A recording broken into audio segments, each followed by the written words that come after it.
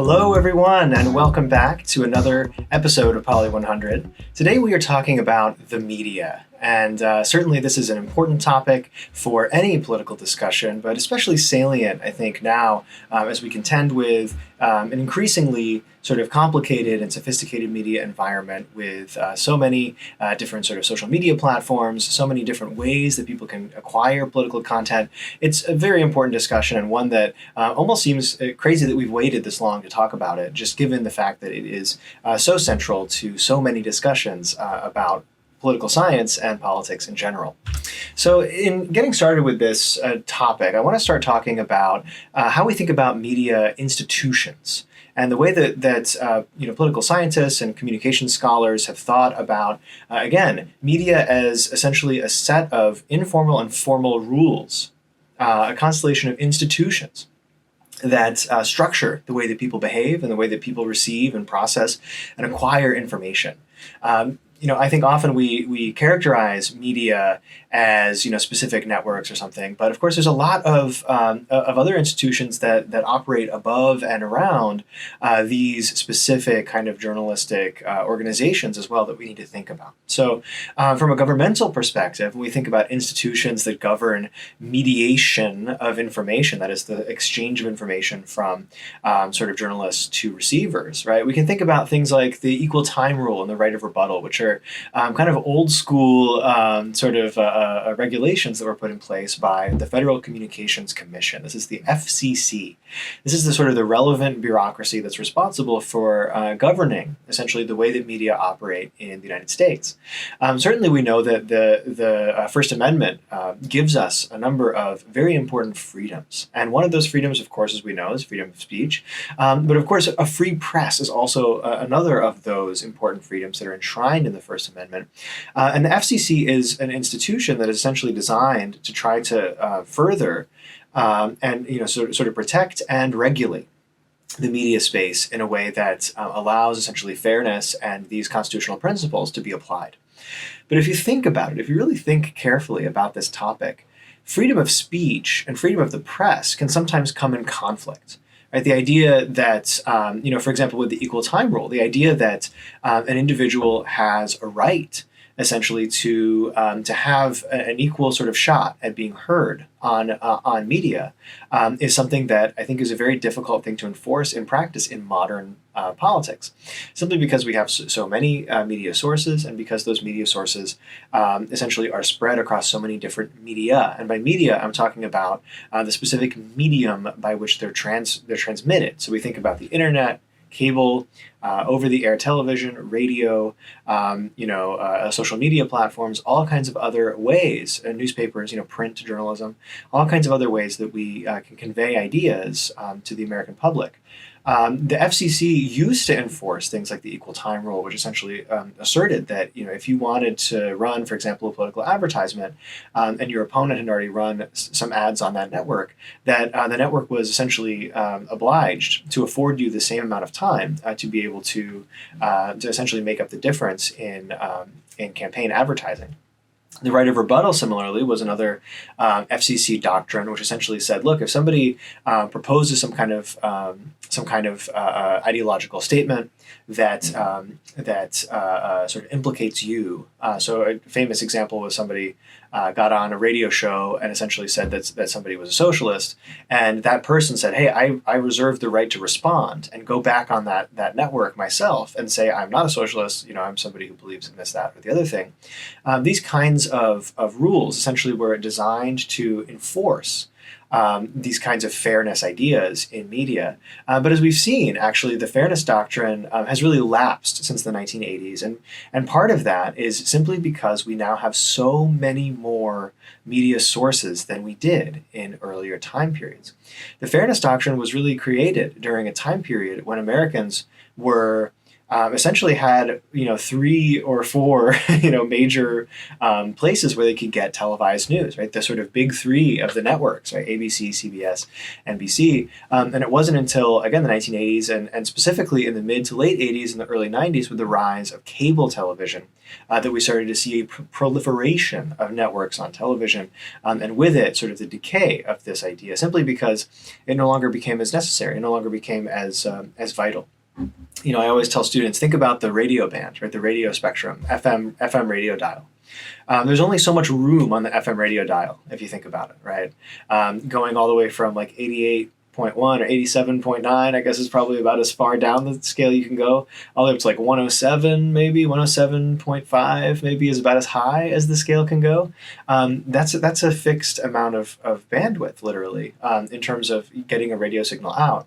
And in certain markets, if you have enough radio stations, if they're close enough together, like 88.1 and 88.2, you won't be able to hear either signal. And so essentially with physical bandwidth media like that, you had to have these kinds of rules in place because there simply was not enough space for that many organizations to be able to do news.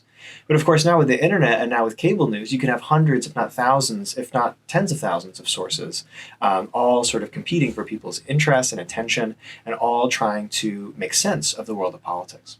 So we have essentially a world today in which there's more of a free-for-all than there ever was in terms of the way that media present themselves, in the terms of the way that information is shared and spread.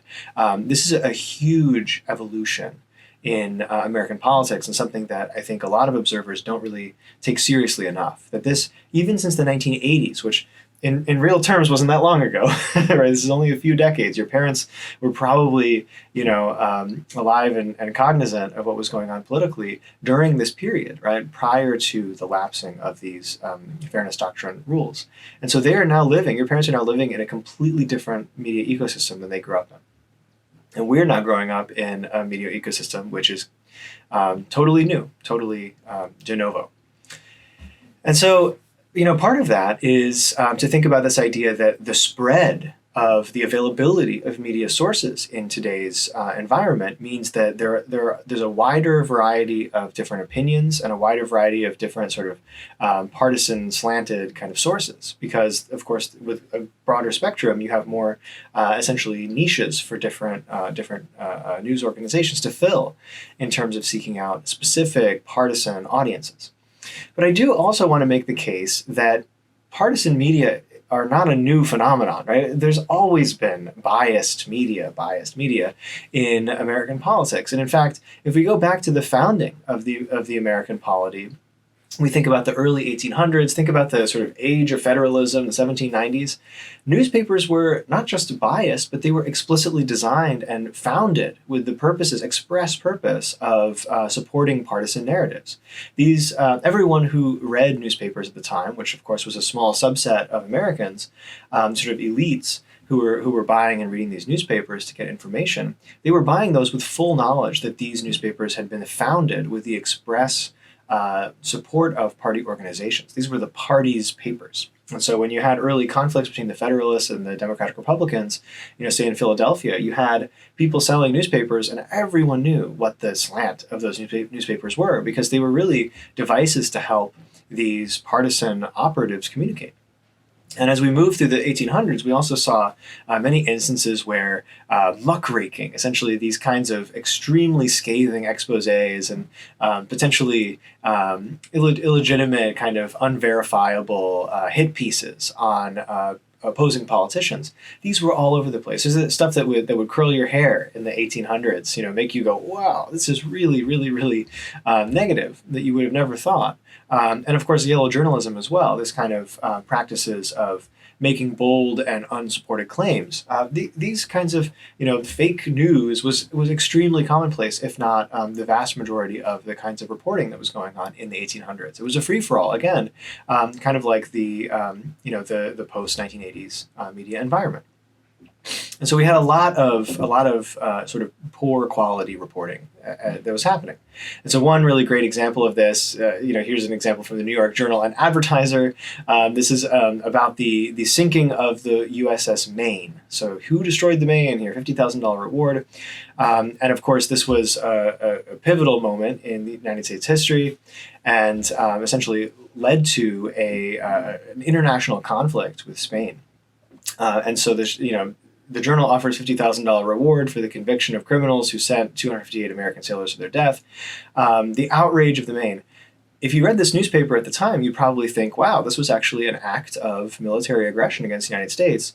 It was later verified that the Maine blew up because of an accident in the gunpowder magazine, and actually no one intentionally destroyed the Maine. However, without getting to the bottom of what was actually happening, without actual investigative journalism, the New York Journal and Advertiser, having never been to Cuba, right? These journalists came over and blamed essentially Spain for having destroyed this warship, and it led to a war. And so really this kind of reporting, this yellow journalism, or sort of unverifiable, fomenting of the masses, was a really big problem in the 1800s, and something that led to real consequences for a lot of people. And so if we go back to this early 1900s era, when we're thinking about the party machines and the breakup of sort of the big bosses in American politics, we can also remember the progressive movement, which was important in not only securing things like women's suffrage, but also in destroying those machines. The progressives were also really invested in trying to reform media as well as the educational system in the United States. And so they started to create essentially schools of journalism. Actually, one of the very first schools of journalism in the United States was at the University of Missouri. This is a very sort of Western kind of influence. It was a populist sort of progressive movement that came from the western part of the United States. And essentially this new set of journalism schools started to teach journalists about sort of new norms and values, about, again, institutional rules for how to do journalism. And so they started to promote a doctrine which I think is very familiar to many people in the United States today, something that we think the journalism should aspire to even now, this idea of objectivity in news, which is to say, go find the facts, figure out as much as you can, and do not interpret. Don't tell us what anything means. Just give us the facts and provide us with this sort of as sort of good a picture as possible about what the facts on the ground are, and then leave it at that. And so this kind of spirit about objectivity, again, for the very first time in the 1910s, 1920s, 1930s, came to be in America, and it's really, again, it's a break from the historical precedent of extremely partisan, extremely biased, and unverifiable sort of yellow journalism style media in the United States. This was a huge innovation, and one that would have huge effects going throughout the rest of history. And so, of course, today we don't just have this idea of objectivity, even though we keep it in the back of our minds. We also have another sort of form of journalism that has come to sort of supplant that ideal in journalism schools and all across the industry. And that is this idea of interpretive journalism, which is to say, don't just give us the facts, right? We also want to be able to help Americans figure out what all of these facts mean, what the consequences are for certain developments, why these developments have occurred in the first place, right? Connecting the cause and effect, and telling a more sort of extensive story. Of course, interpretive journalism, because it seeks to provide an analysis of cause and effect, and it seeks to try to help viewers and readers understand what's going on, that brings in a lot more the journalist perspective, right? And so I think we've certainly seen that increase a lot, since the 1950s or 60s. But really, this was this turbulent era of the 60s and especially the 70s, where investigative, interpretive journalism started to really become the norm. And so Watergate was a huge moment for journalism, this idea of sort of a scandal in which journalists played an important role in uncovering the truth. And of course, the Vietnam War, where for the first time, combat journalists were going in to embedding with units and showing some of the atrocities that were going on in the Vietnam War, really changed the game and made journalism into something that's not as much of kind of, again, this pure objectivity narrative, but something where people are actually going out and seeking to get to the bottom of things, and kind of uncover the truth of situations. And so again, this is a really testament to the degree to which the philosophy of what journalism is and should be has changed over the 20th century.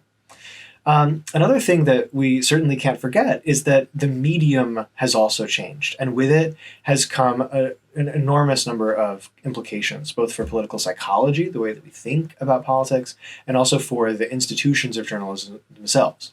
And so, for example, here we can see the number of households in millions that essentially had televisions from 1950 to 1983. And you can see that essentially this graphic demonstrates that around 1950, virtually no one in America had a television set. Whereas by the 1980s, a huge proportion of Americans had televisions. And of course, this graphic, if we were to continue this up into the 21st century, virtually all households in America now have televisions. And so this number has increased, linearly since that time as well. So this period from the 50s to the 80s of essentially the saturation of television in American households cannot be overstated as an incredibly important revolution in political media. Because before, right, where were you getting your news? Probably a newspaper, probably radio. But critically at this point, people started to watch the news instead of read it. And they were able to see images that they could have never seen before. This set of sort of new psychological engagements with stimuli, visual stimuli, audio stimuli combined, made the news a lot more eye-catching and made the news a lot more interesting to viewers, right? And so this really, really, really changed the game. Not only that, but it changed the game in terms of the format of the way that news was presented. And so, if you grew up, some of you grew up in an era, right, during which this television saturation was ongoing. Maybe many of you did not, but I know at least a few students maybe were alive to remember some of this moment. In the early '90s, for example, network news. The vast majority of Americans didn't have cable at that time. Network news would come on for 1 hour a night. It would be a set time. It's not on demand. You would turn it on, and you'd be able to see your favorite anchor talk through the headlines. There'd be commercials, and then it would be over. And the critical thing, beyond the fact that these journalists, right, all had kind of their personal style in terms of the degree to which they engage in objectivity, and the degree to which their network decided that they wanted to do more interpretive style journalism, it was an hour long. You tuned in, you watched the national news, and you turned it off. And that was it. If you wanted more news, what could you do? You could, go buy a newspaper from a newsstand. Maybe turn on, if you were in New York or LA, you could turn on a radio show where there would be, some chatter. Or you'd be able to find maybe a talk show that was not during the nightly news where they would go in depth on some other stuff. But that was it. Right? You got an hour of the daily news digest, and then you'd be able to turn it off and go about your business.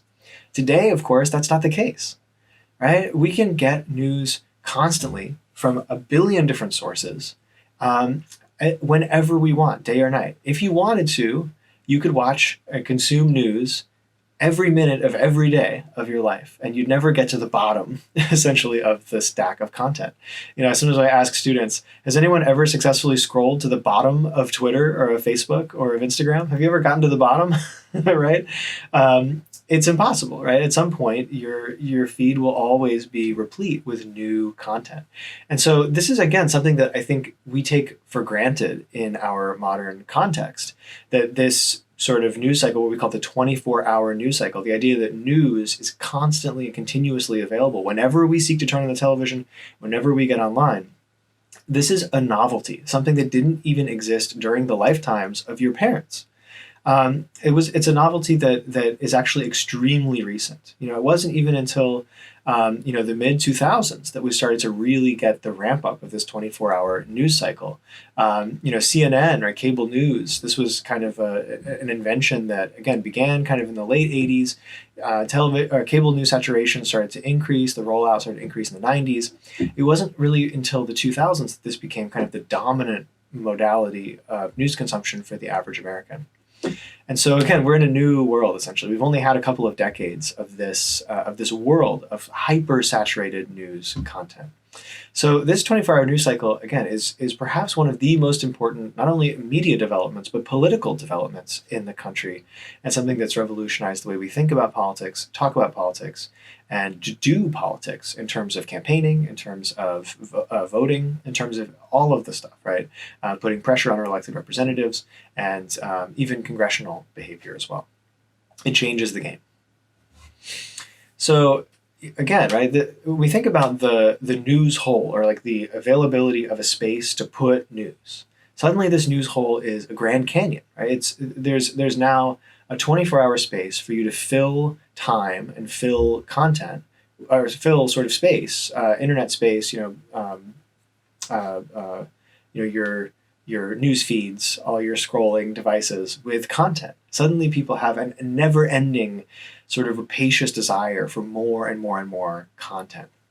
And so there's kind of two questions that I want to take up in the next video. The first is, how are journalists able to cope with this sudden availability of sort of news, this news hole, right? The magnitude of the news hole. How are journalists going to cope with this? And then for that matter, of course, because this is a unit on political behavior, how do we expect Americans to react to this evolution in the media environment? So follow me along to the next video, and we'll try to answer some of those pivotal questions.